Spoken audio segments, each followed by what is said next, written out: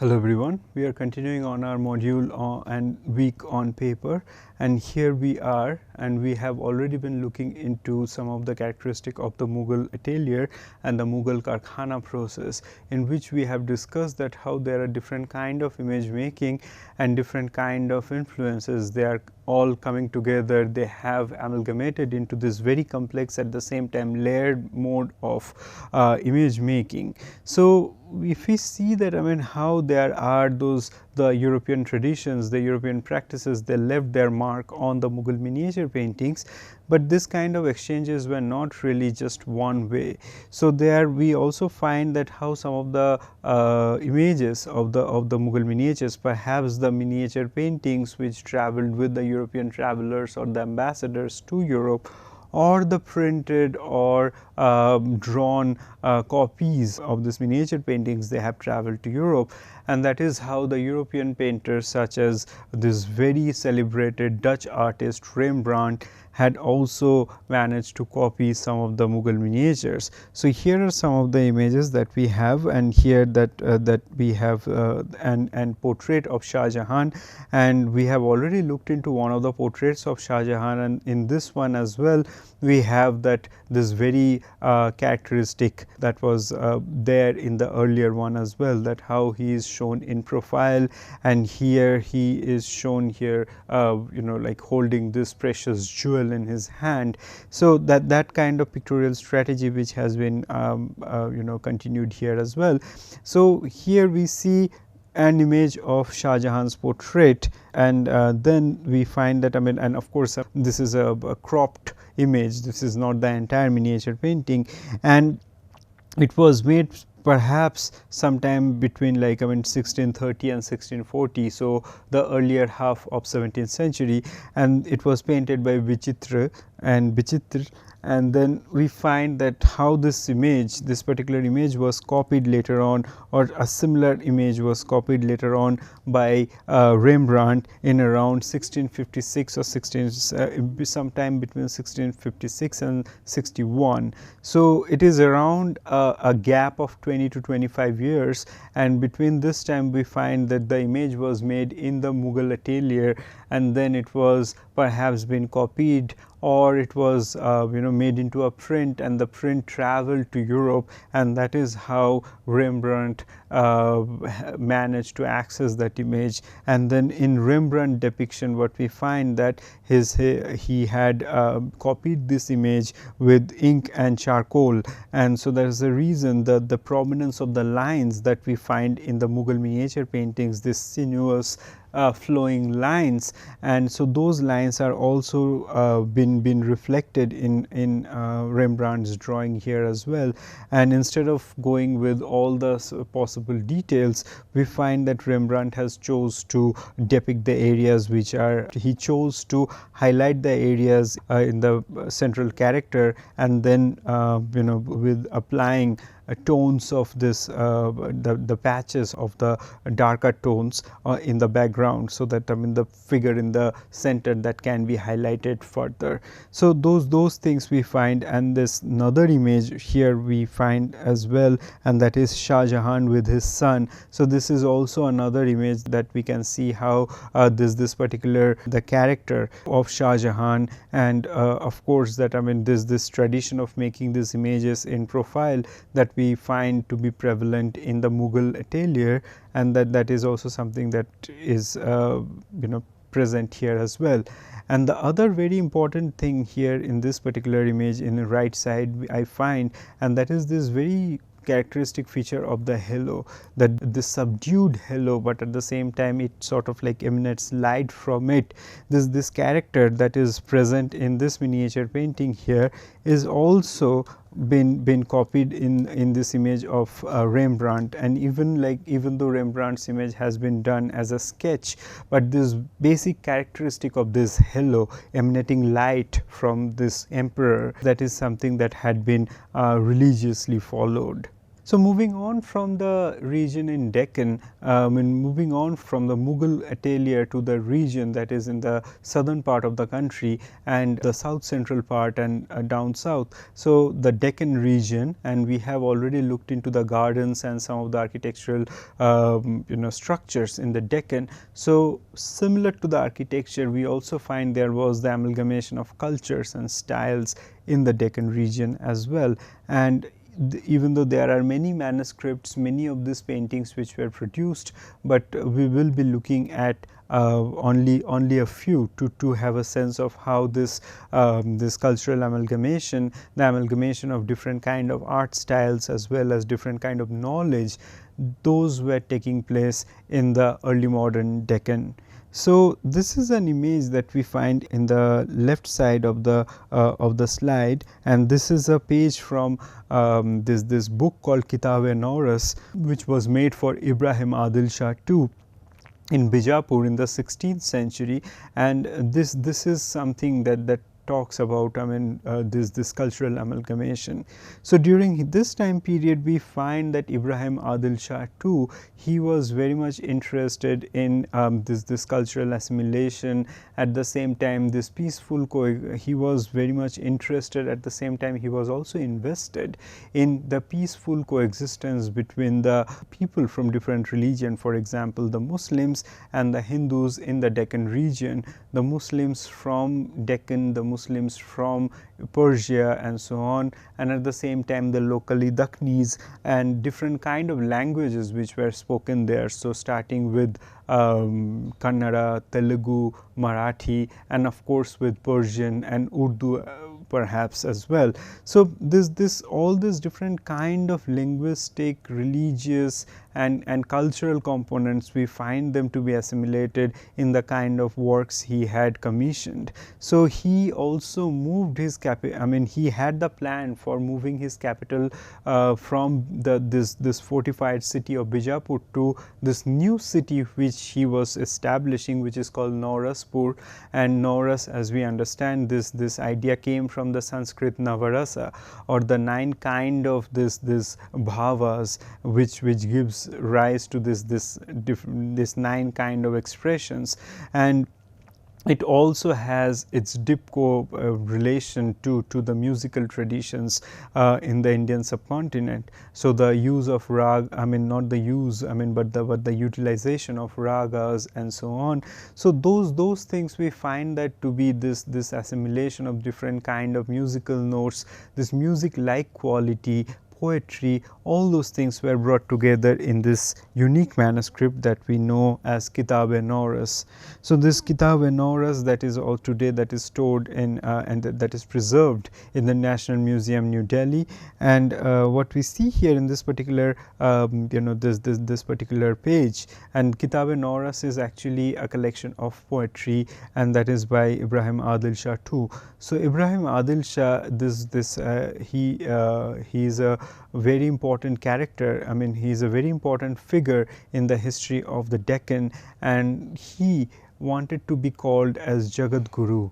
And so, Jagat Guru being the ruler, at the same time that he is certainly not interested just to be a political ruler who would rule the entire world, but he wanted to have this peaceful coexistence. Also, he had interest in spirituality. So, all this different kind of kingship, like in the spiritual realm, in the political realm, all of them he wanted to sort of embody in this figure. Now, what we find here in this, the verses, those are written in this page, and again we see that there is some space that is preserved for writing the verses, and then the rest of the area we find that is there preserved, that is kept for making the imagery.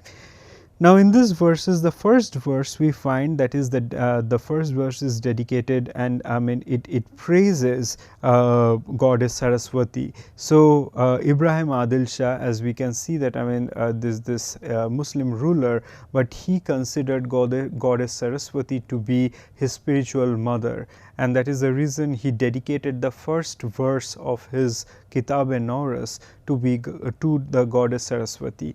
Then the second verse we find that is dedicated to Prophet Muhammad, and then the third verse we find that is dedicated to this very important Sufi saint Banda Nawaz Ge-Sudaraz. So Banda Nawaz Ge-Sudaraz is perhaps the most revered Sufi saint in the Deccan region, whose tomb is there in the town of Gulbarga today. And after his arrival in Deccan, it is been believed that he is the most important and most revered Sufi saint in the entire Deccan region. And we find that, I mean, from 13th century to 16th century, that his reverence and devotion towards him was unchanged. And it goes without saying that, I mean, his devotion is unchanged, devotion towards him is unchanged even today. So if we see that, I mean, all these verses and how there is this syncretic nature of it, that goddess Saraswati, Prophet Muhammad, and Sufi saint Banda Nawaz Ge-Sudaraz, all of them are brought together in this in this one page. And then we find that, I mean, there is this image of a vase that is there in the lower register of this image, and it seems like, I mean, from this vase, different this kind of like the vegetal forms or the creeper like forms, they sort of grows out of it, and it's a sign of prosperity, it's a sign of growth.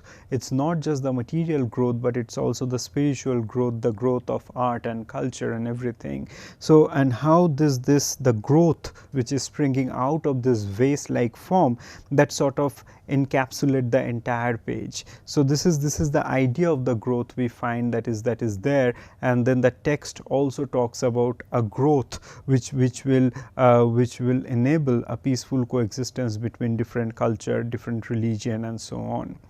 Now this idea of the growth with this vase, if we think about it, it also relates to the idea of kalasha that we have already studied in the Hindu context. We will also find this, the depiction of the vase in the Persian context also has its close correlation to prosperity, to life, liveliness, and so on. So this very careful choice of this particular form, which can be interpreted either as a vase or a version of a kalasha. So all these things also indicate to some of the motifs which were already established either in South Asia, in the Indian subcontinent, or in the Middle East. So even like the kind of choice that we find here, the choice of these motifs, that also indicate towards this kind of this syncretic nature or the amalgamation of different art styles and belief systems.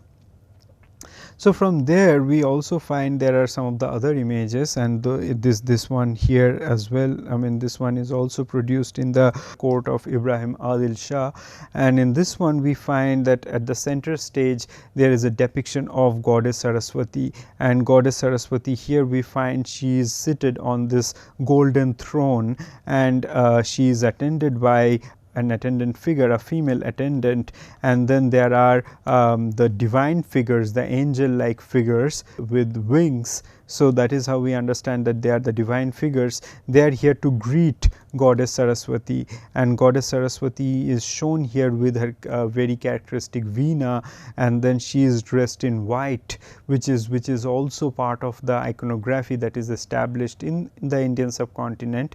And so all those iconographical features have been followed diligently, and Ibrahim Adil Shah's reverence to goddess Saraswati is also something that is established here.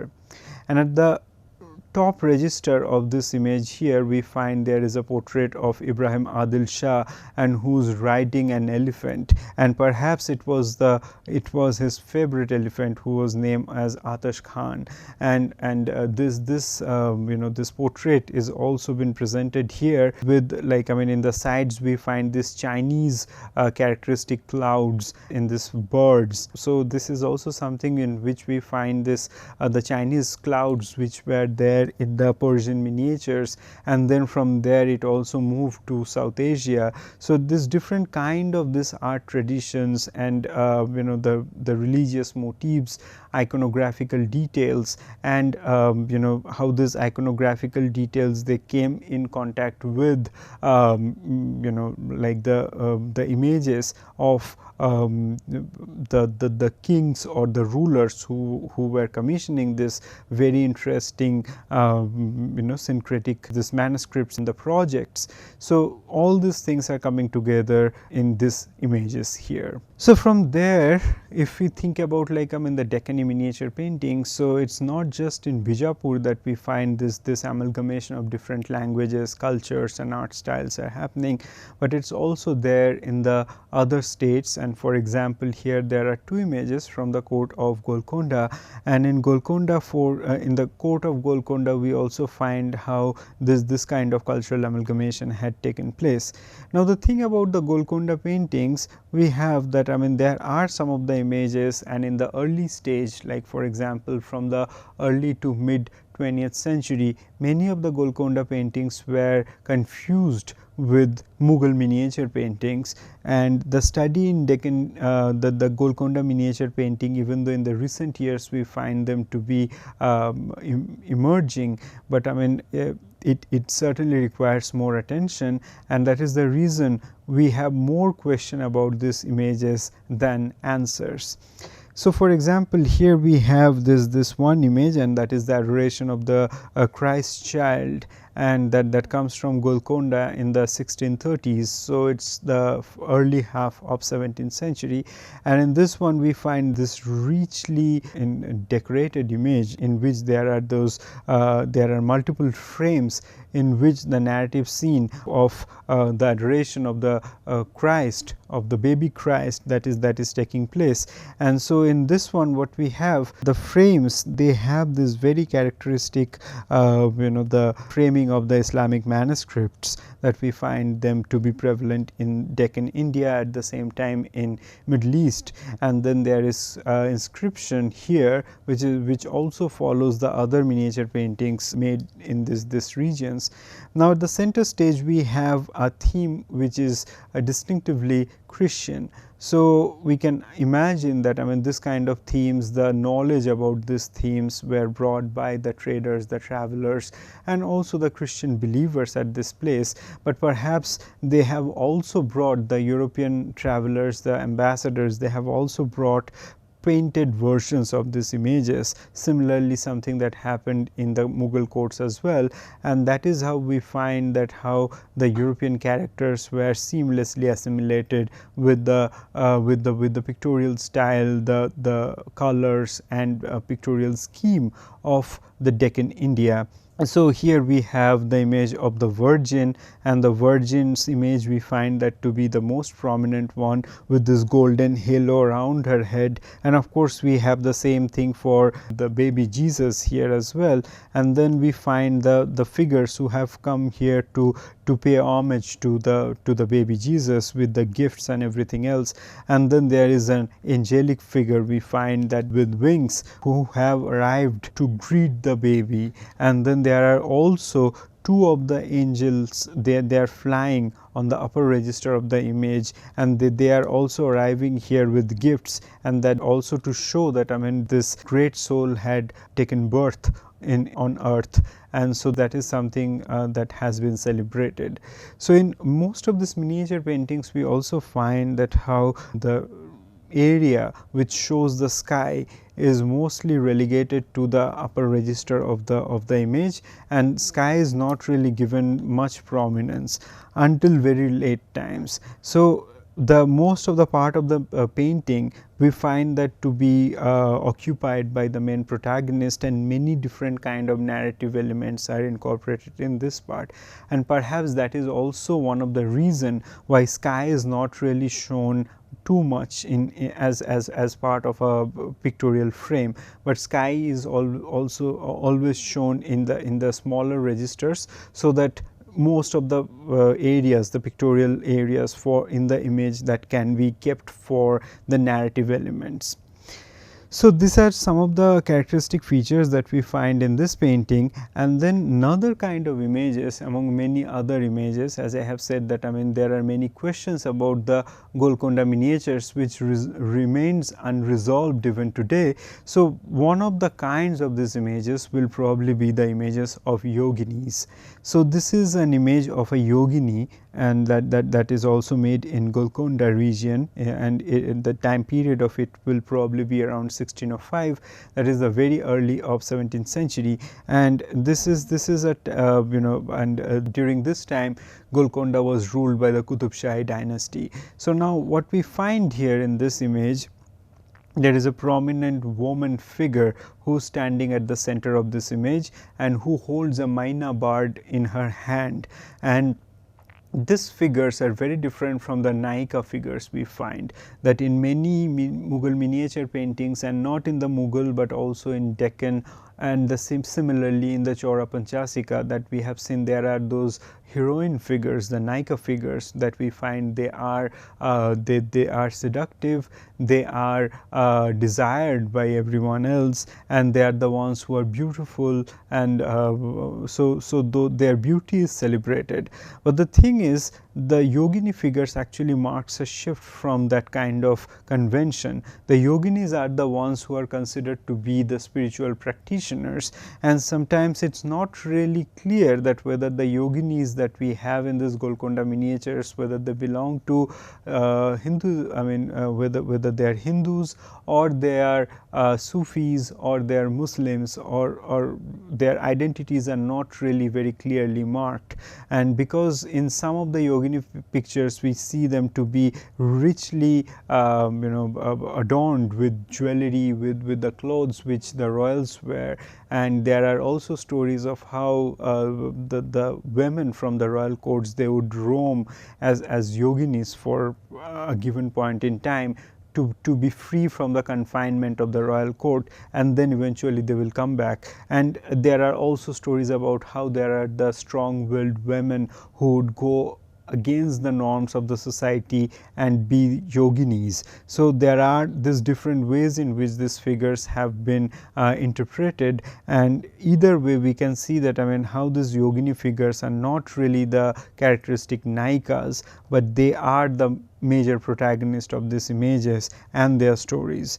And holding a bird in their hand, that we also find that can have some kind of relevance towards some of the established iconography in Deccan as well as in southern India. So, for example, we find that the holding of a parrot in the hand, in the right hand of the goddess figures, that had already been there in southern India. For example, in the Meenakshi Amman temple, we find the image of goddess Meenakshi who holds a parrot, and then also we find the image of goddess Andal, who is one of the Vaishnava saints who in Tamil Nadu, the Alvars, and whose who dedicated her life to Ranganatha or Lord Vishnu. So, we find that in those particular characters, either the goddesses and the figures like Andal, they have bird in their right hand, and usually that is a parrot. And so, this the holding of the bird in their hand, and that also symbolizes intelligence, something that we find that when that kind of motif is also implemented here in the yogini figures, we cannot really we cannot help to speculate the correlation between these two. So, it can also be indicative of their intelligence, and it is not something that we can find to be widespread use in the images of the Nayikas. Now, with the other elements in this image, that we find that there is a garden setting, and we have spoken about the use of garden in these images and how there are different registers in which the garden setting sort of changes. In the front, in the foreground, we have like this thick vegetation, and in which we also have different kind of plants and flowers depicted.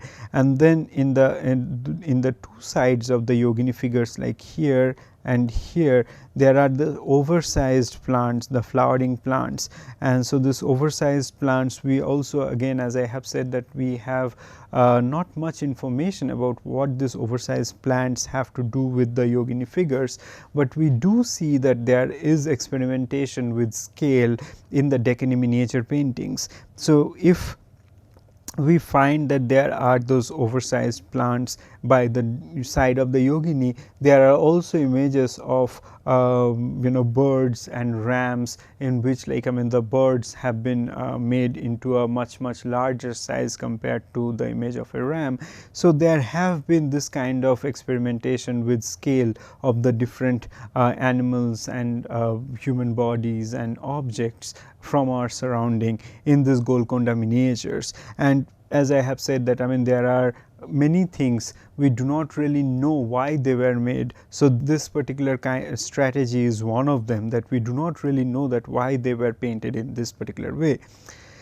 Now then we also find in the background there is a depiction of this very characteristic Deccani rock landscape, and this rocky terrain that we find, that perhaps also has its its similarities with the Persian miniature paintings, but it is also, it has this unmistakable Deccani flavor to it. So the Deccani rocky landscape that comes here with this garden setup and with this oversized plants. So all of them, they contribute to this landscape, which is not really real, but it is not really, like, completely away from the reality around us. So somewhere in between, and that is something that gives this mystical quality to these images. And in the far background here, we have a palace like complex, which is painted in white and like off white, so to suggest, like, a distant palace that stays there, that is there in this landscape. So having a distant palace in this pictorial plains is also something we find to be a visual strategy that was implemented in the Deccani miniature paintings. So this is also not an exception here as well.